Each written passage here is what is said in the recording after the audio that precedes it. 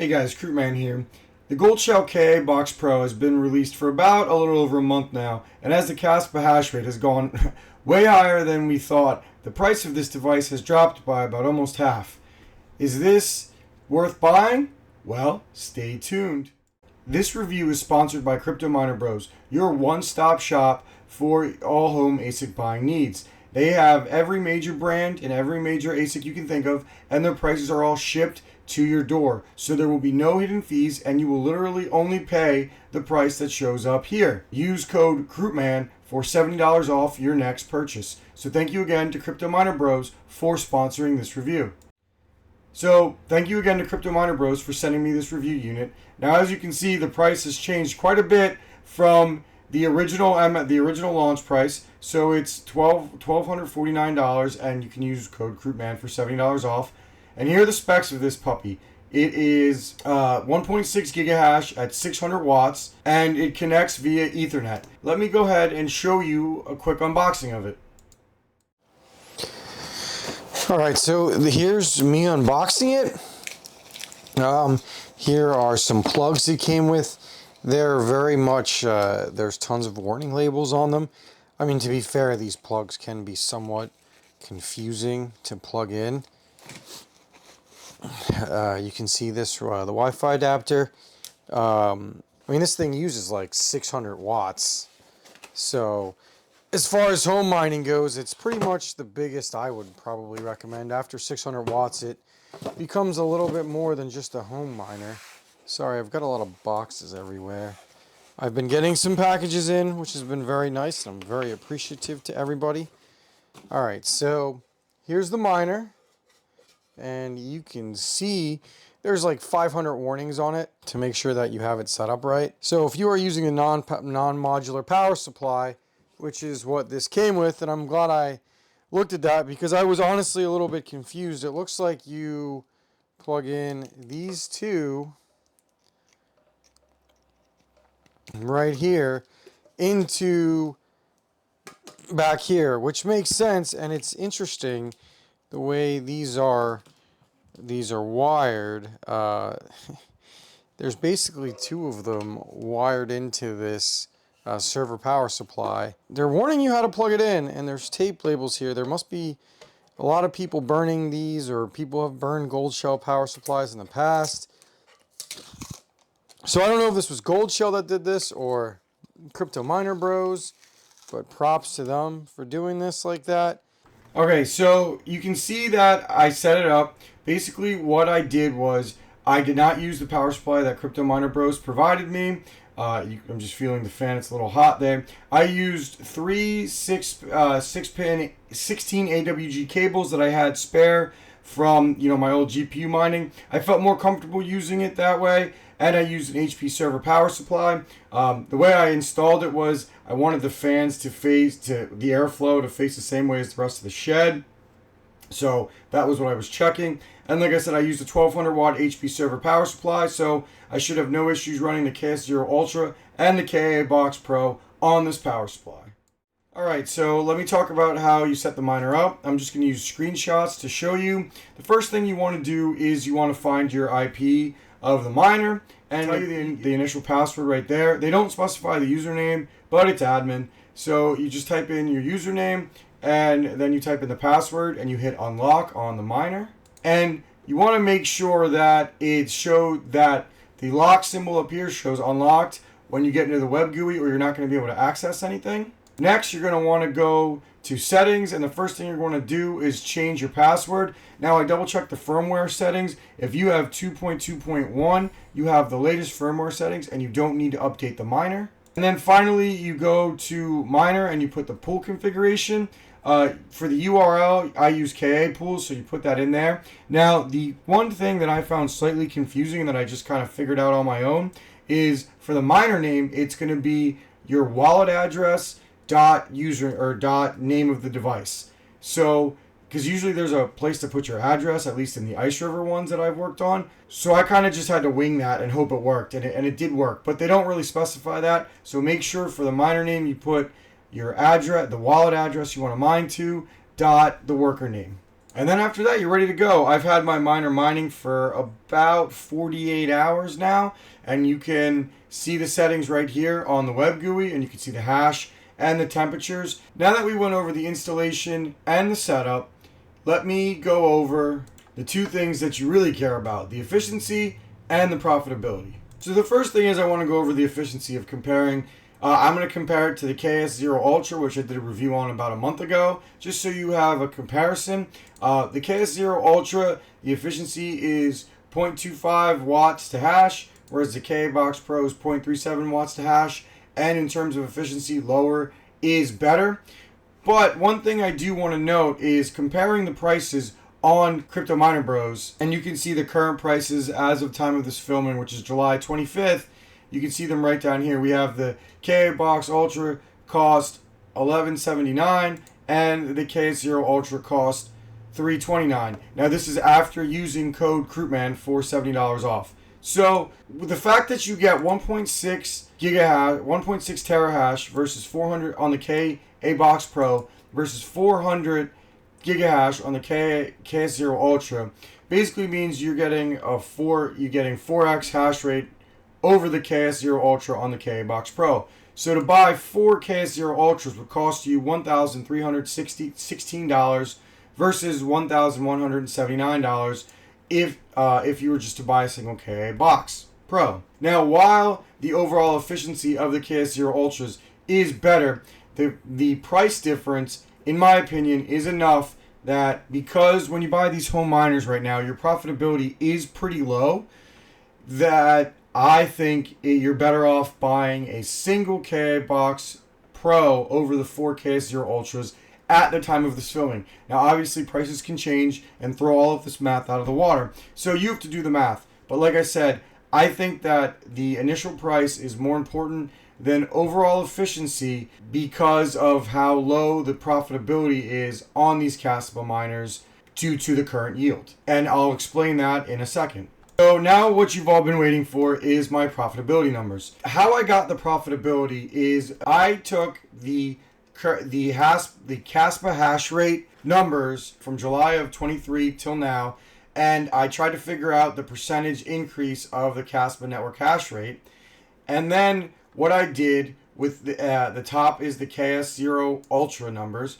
What I did was I tried to apply that to the next 6 months and the next year to try to figure out the amount of KASPA that a miner would earn. These top, like I said, this top batch is all the KS0 Pro or the KS0 Ultra. Now I prefaced that this was all a guess, and that, you know, when I'm giving you an opinion on a review unit, the review unit was provided to me by Crypto Miner Bros. So I'm obviously biased, but I'm trying to show you these numbers and how I got my numbers, and you can pause this video anytime you want to see these to explain to you the potential amount of KASPA that you'll earn. Now, one thing I do want to say is that for August, I thought we would only be at about 415 petahash based on the increase from June to July. Well, I was wrong, because right now we are at 531 petahash. The numbers went through the moon, and that makes sense because Ice River released new ASICs. They released 3 new ASIC models, and a lot of people bought them because the efficiency is good and people love buying ASICs. And the prices were pretty aggressive, especially after they did that sale around the 4th of July, Ice River did, and kind of forced the other distributors to basically change their prices accordingly. So I basically assumed on the top that we would only have a 115% increase in the hash rate. Well, we ended up having a 148% increase instead, or basically a 48% increase on the network hash rate. It went up way more than we thought. I essentially took my chart and I updated it accordingly. So I have 2 charts, right? This one right here essentially uses KS0 ULTRA chart that I did above, and this one takes into account a more aggressive schedule. I basically doubled the network growth from what I did for the KS0 ULTRA review, because when you're going to buy a miner and you're going to spend over almost $1,200 on this miner, you want to take into account the worst possible situation. You want to make sure you're okay with the worst possible situation. And if you are okay with the worst possible situation, then it's not a bad buy at all, regardless of what I say in my opinion. So essentially, I said the total amount of KASPA you would yield based on my predictive number is 2,731 KASPA, and this is within the next year. But then you have to take into account the emissions schedule decrease. And I said on my KS0 ULTRA review, I had no idea how to do the math. So I essentially just took the number of KASPA and I sliced it by a quarter. So I took 75% of the predictive number that I thought you were going to get, and the adjusted number is 2,048 KASPA. Now I want to preface again that you could probably find tons of holes in these numbers. I did the best I could with a rapidly changing schedule, and these numbers are just a guideline. These are not financial advice, and if you buy one of these ASICs, assuming this yield is going to be correct, that is on you.